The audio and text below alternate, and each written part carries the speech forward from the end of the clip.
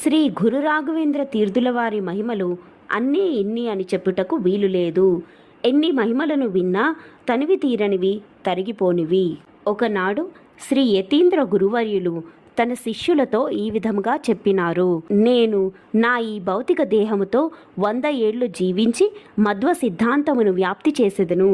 నా గ్రంథములను భక్తితో పారాయణము చేసే వారి యొక్క సర్వాభీష్టములను 300 ఏండ్ల పాటు తీర్చెదను.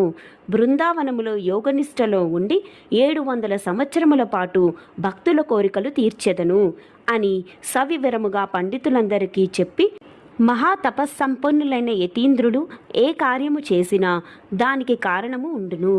ఎవరైనా గాని వారు చేసేటి కార్యములందు దోషములు అన్వేషించుట వలన వారికే ఆపద వాటిల్లగలదు.